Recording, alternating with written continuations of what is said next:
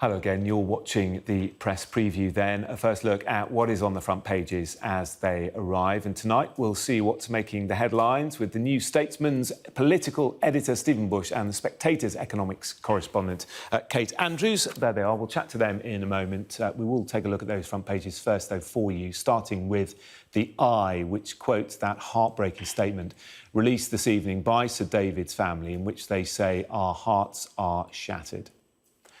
In fact, it's an almost identical headline on the front of the Mirror. Similarly, the Metro says, quite simply, "We are broken." And Express lifts from that statement as well, "Nobody should die in that way, nobody." Here's your Daily Mail for Monday, asking why the suspect wasn't flagged sooner, given that he was sent on anti-terror mentoring programmes. The Yorkshire Post speaks to Kim Leadbeater, the sister of the murdered MP Jo Cox. She now represents the same constituency, of course, herself an MP.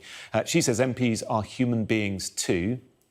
And China's testing of a nuclear-capable hypersonic missile has alarmed US intelligence sources. That's according to the FT. And I'm joined tonight by Stephen Bush and Kate Andrews. Good to see you both. What a miserable weekend it has been. And this evening, just heartbreaking, that statement released by the family of Sir David. It's covered on all the front pages. Let's take a look at the front of the Daily Express, Kate. "Nobody should die in that way, nobody." A quote from the statement and a lovely picture there of David with his wife, Julia.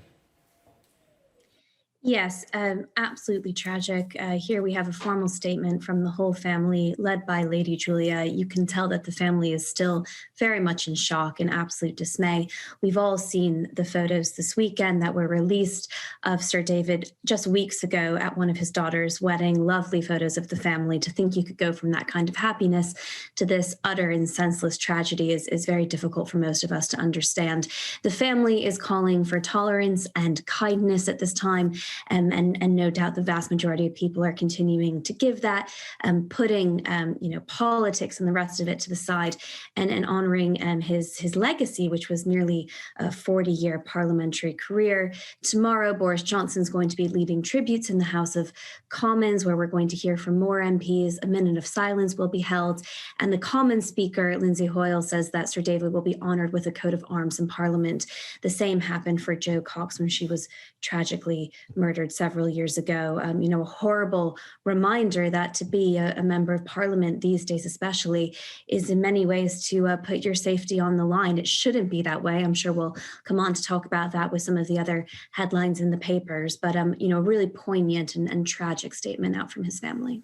Yeah, something that stood out to me personally from that statement, and you touched on it there, was that line that he was a patriot and a man of peace. So we asked people to set aside their differences and show kindness and love to all. What did you make of the words from the family, Stephen, tonight? Well, they were very touching, and I think also in some ways unsurprising, because I think the thing that most people at Westminster would say, whether they knew Sir David well or they'd met him only briefly, was that he was a man who was immensely kind and someone who took real care to be courteous to essentially everybody. I think there are very few politicians who would genuinely have inspired as much affection among their colleagues, across the political divide as he did. So I think it's a very good statement, but one which I think is also very in keeping with the politician who was so loved by so many of his colleagues. Just staying with you, Stephen, how do you think the debate today has moved on in terms of the safety and security of MPs?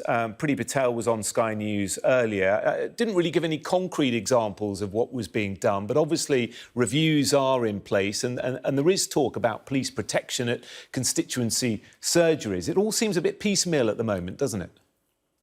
Yeah, and I think the thing that lots of MPs across Parliament feel, right, is that although this is not new in a sense, right, in the at the start of the 1980s, 3 MPs were killed by acts of terror, with much less of a gap between them. But in each case, the killing of Erin Neve in 1979, the killing of a Unionist MP in 1981, and the killing of Anthony Berry in the Brighton bombing in 1984, you saw quite big security changes. The Parliament we know now, of course, is surrounded by this wall of steel, in part because of the killing of Erin Neve in his car in the parliamentary estate. Party conference is now surrounded by this wall of steel because of the Brighton bombing.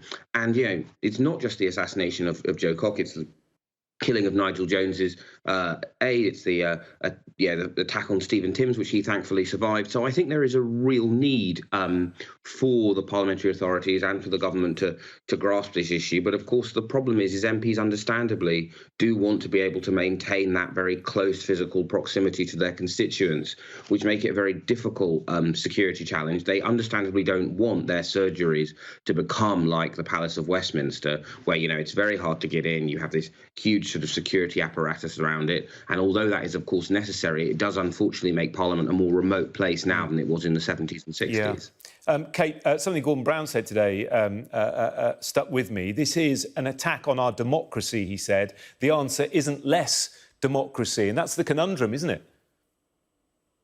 Yeah, absolutely. It's always interesting to compare my home country, America, and the way politics operates there to the UK. And one stark contrast is the accountability that Westminster has. It may not always feel that way, but it's much more accountable than politics is in Washington, D.C. And I think one of the major reasons for that is the open accessibility to MPs, the fact that it is actually possible to speak to one of your representatives, the fact that they go out and speak to all kinds of members of the community, that there is that open communication. And it is devastating to think that for very good reasons involving security that we've learned the hardest way over this weekend, some of that might need to be pulled back. And there's obviously going to be a balance here. You've seen multiple MPs come out on social media over the weekend saying that their job now is, to uphold democracy, to continue to put themselves out there, but they know they're doing that with increasing risks.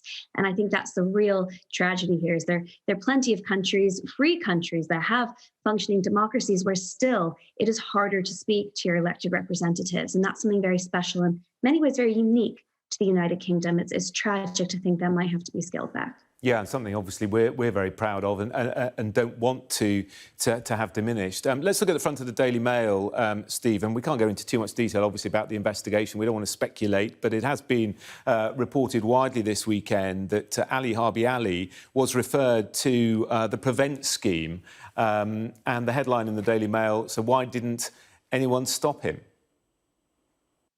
Right, yes. Now, obviously, in terms of the specific facts of this case, it's a live court case and much more may come out.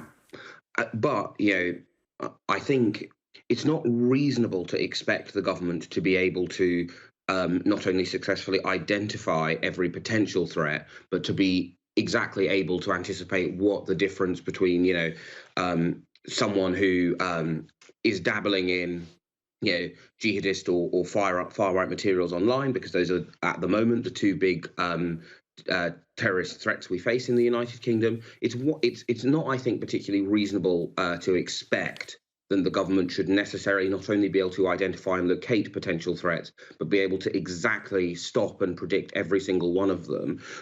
So I'm afraid I think actually the Mail front page is somewhat unreasonable. Is a positive sign that Prevent had. If it turns out that actually Prevent was aware of this person, that is actually a broadly positive sign. It's obviously an awful set of circumstances, but unfortunately that is in a liberal democracy probably the most you can expect is that your counter-terrorist system will spot pretty much every threat, but will only be able to stop most of them, unfortunately. The front of the Yorkshire Post also talks about this, Kate, and it's interesting hearing the Home Secretary today saying that there is a review ongoing into the Prevent strategy.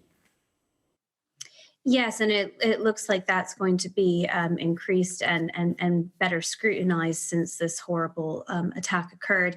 And the Home Secretary Priti Patel today has been speaking about all kinds of security issues, including re-examining Prevent, including the possibility of adding more security for MPs when they conduct their surgeries. I think the interesting comments here are from former Justice Secretary Robert Buckland, who was in the role until just a few weeks ago, who's talking about how there needs to be more cooperation and interconnectivity between schools, the health service, and other public agencies, that it can't simply be security forces that are responsible for this, but you have to have an interconnected web, realistically, to try to join up all the dots, to try to catch people before they commit such a heinous act. I think Stephen makes a very important, difficult, but important point about in a free society, that balance between security and liberty is a very, very delicate one. But I suspect we'll find, as we scrutinize Prevent, that there is more that can be done, more links that can be drawn together, and hopefully our politicians will take this as an opportunity to significantly improve the system.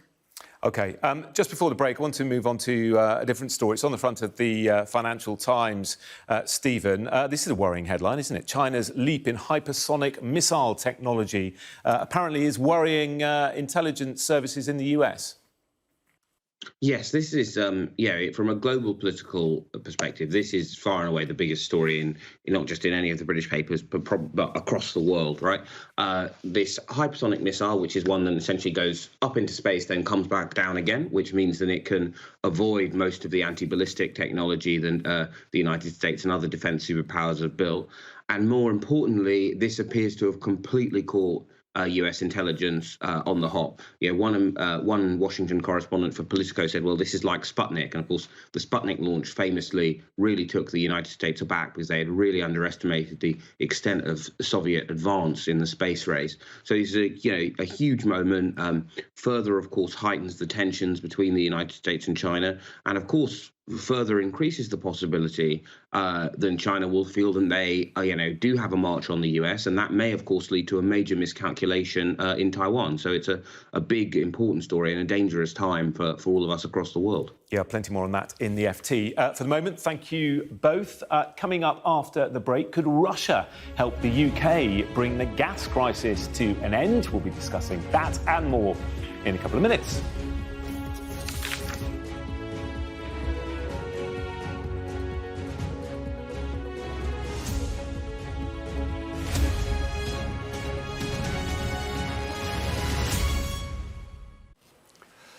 Hello again, part two of the press preview. Stephen and Kate still with us. Let's turn to the Metro, Kate. Russia ready to come to the UK's rescue. This is good news, isn't it? Well, I don't know about that, Jonathan. It's mixed news. Well, look, something that we've suspected for quite some time, the Russian ambassador to the UK has just come out with this morning, essentially admitting more or less that Russia is ready to funnel more natural gas the UK's way.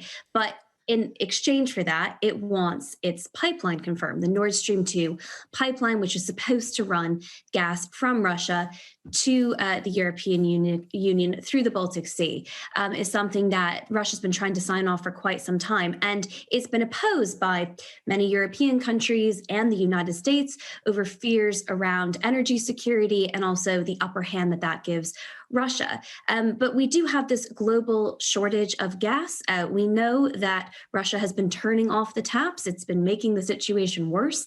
And this is going to be a real crunch point, especially for European countries, because the cost of living crisis, many would argue it's already arrived. It's going to get worse this winter. The cost of energy is going up. There's this global shortage. It's what happens when you turn the world's economy off and then on again. And I think it's almost a game of chicken, whether or not politicians are going to hold out and accept and tolerate some of those higher prices or try to deal with them domestically, or whether or not politicians are going to turn Russia's way and say, actually, yes, please top up our supplies so that costs come down for consumers. It's really going to be a geopolitical issue as well as a domestic one. And I think things could get quite difficult on the political scene, not just domestically, but between European leaders. Stephen? Yeah, I mean, this is not just about this short-term energy crisis, created for the reasons that Kate outlines very well there. We've had essentially the global economy waking back up and going, oh God, we need power, and therefore turning on the gas, coupled with what has been a very non-windy season. As you know, if you think about when you're walking about outside, right, there is a reason why country like the United Kingdom, which has made huge strides forward with renewables, but it hasn't been that sunny, it hasn't been that windy, so we are unfortunately producing less energy than we are now. The big test, both for us, but across Europe, is look. Do politicians use this moment to go, okay, we need to have more renewables and also use actually the most reliable but actually green source of energy, which is nuclear power? Or do you sort of go for the quick, the politically easy? Because one of the weird ironies is that people are much more relaxed about coal and gas, something which, if they do, even if they work fine, have a 100% chance of eventually wiping out all life on Earth, versus nuclear power, which actually have a very, very small chance of causing those problems. But there will be a lot of pressure on politicians around the world. As Kate says, this is very much not just a British situation. Actually, here we're quite lucky that Kwasi Kwarteng has talked very openly and bravely about the need for new nuclear. But you have a situation where in Belgium they're weaning themselves off nuclear power and going back to heavy emitting power sources like gas. And from a geopolitical perspective, this does, of course, massively strengthen Russia's hand in these games of power politics, which is particularly difficult for the United Kingdom because we've had quite a principled and hawkish stance on that country's activities, particularly in the Ukraine. So it could be a very cold environment, both metaphorically and literally, for the United Kingdom.